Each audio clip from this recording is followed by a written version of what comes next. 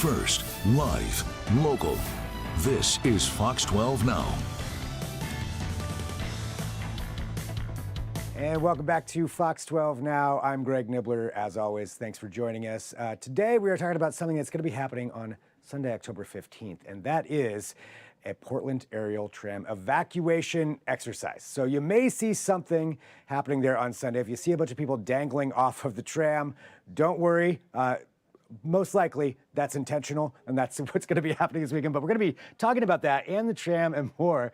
Joining us, I have Dylan Rivera from the Portland Bureau of Transportation and Brett Dodson from OHSU. Thank you both for being here with me. I am really excited to learn about this, to find out how this all works, because there is a good reason behind it. But talking about the tram, Dylan, you know, maybe for anybody who is probably recent to the city of Portland, they're used to seeing the tram, but it has not always been there. It was a really big deal when that came in, and maybe you could give us a little bit of that backstory. Oh, yeah. Thanks. Sure. So the Portland Aerial Tram was really decades in the making. People had conceived of reusing some mostly vacant industrial land on the waterfront, but how to access the area was always the challenge. And you had a wide swath of land with no roads in it, for example. It was built as sort of a big industrial area. And so when OHSU was looking to expand, we wanted to keep them in the city. Mayor Vera Katz at the time was very intent on this. And so she worked with OHSU and the development community to really make a southern extension of downtown. That's what South Waterfront is. And it was made possible by the tram, by the access and convenience to get up and down the hill using the Portland Aerial Tram. It enables you to get somewhere as a pedestrian in minutes, where in a vehicle, it would take you 20 or 30 minutes or more.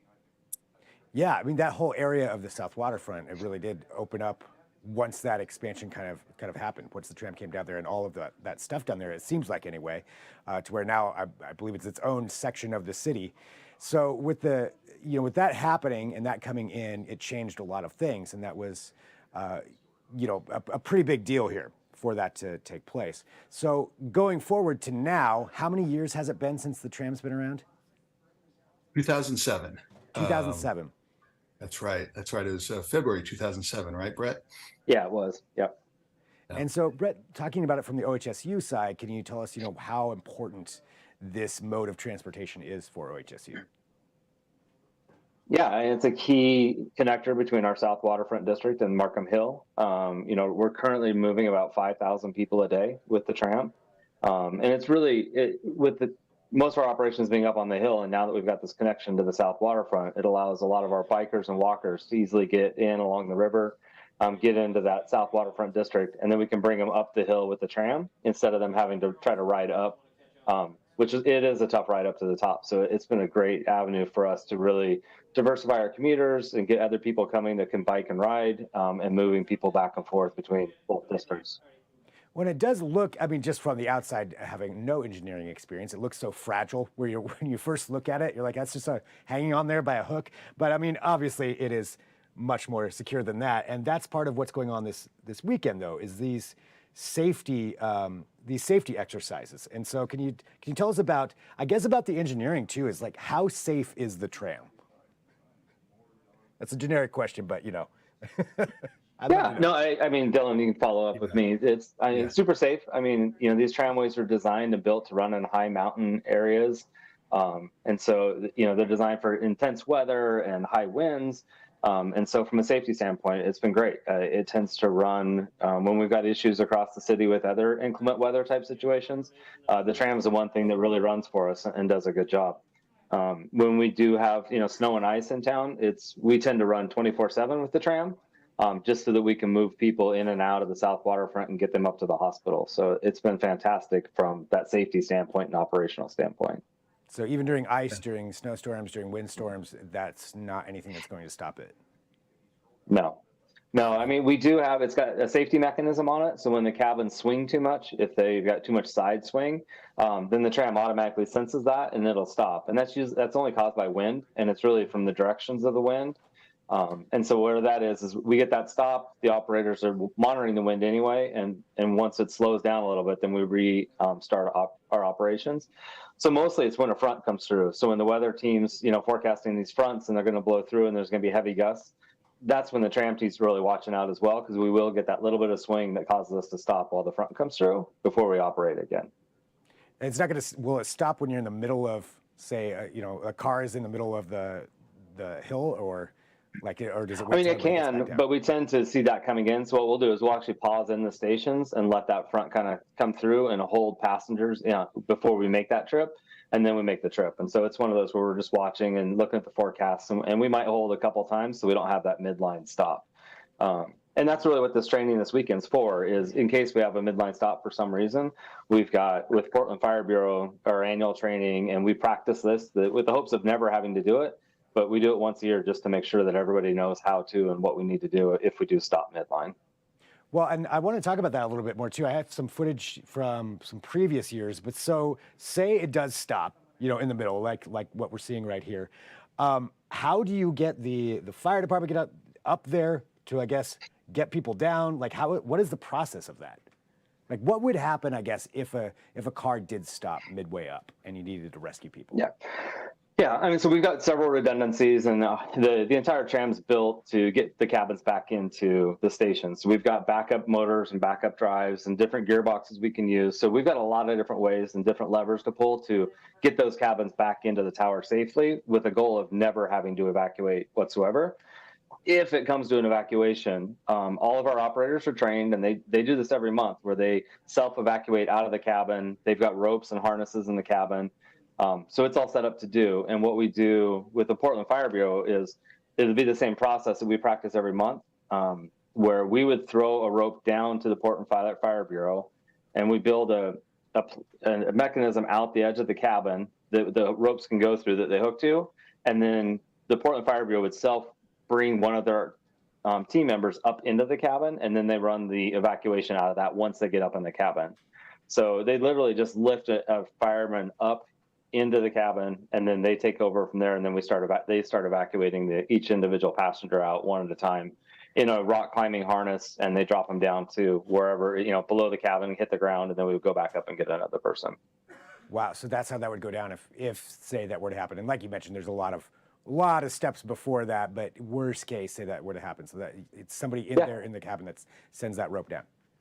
Yeah, the ropes are in the cabins, they're in the floor, so we just open it up and drop those ropes down to the Portland Fire Bureau and assist in getting them up into the cabin, and then they take control at that point.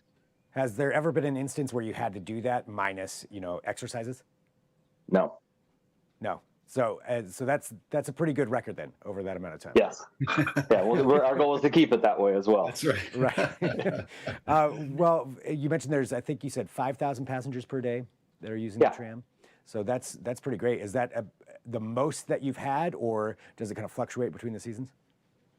It does fluctuate with the seasons, and it's pre-pandemic, so in the summer of 2019, we were running about 10,000 passengers a day. So it is quite a bit less ridership than we had pre-pandemic. And it's just a matter of it's that kind of remote work, and we've got a lot of staff that now don't have to come into campus every single day. So we are seeing less riders in terms of OHSU riders. But like Dylan and I were talking, the city ridership this summer was fantastic. That from a tourist rider standpoint, we were back at 2019 levels in terms of tourists riding the tram and seeing the city and doing the sightseeing side of it. So we've seen those riders come back, and we're just down a little bit still on OHSU riders while we continue to work remotely and look at different ways we're doing work on campus. You can get a pretty great picture from the tram. I can definitely attest to that from once you're up there with the really nice weather. So Dylan, with the success of this, has the city ever talked about implementing something like this in another place in the city, another tram? Not recently. The closest thing we've had in recent memory was the discussion of light rail to Southwest Portland, passing underneath the tram, and that would have a stop on Markham Hill below OHSU and connect to Markham Hill using potentially a funicular, which is sort of a motorized staircase that's more common in Europe. So that would be a fun concept, but that's waiting on that Southwest Portland light rail project. So we get calls, though, I'm telling you, from Canada, from the East Coast, from other places that are interested in this category that's called gondola transportation. And so they have needs to get over obstacles to connect places. And the Portland Aerial Tram is a great model of that, a great success story. People study from all over the world, really. And transportation experts come from all over the world to look at the tram and see the South Waterfront itself, to see how the tram meets the streetcar, meets light rail in the area, and how we have grown the downtown area, grown an urban lifestyle with enabling people to use public transit and walk and bike, and really reduce their carbon footprint.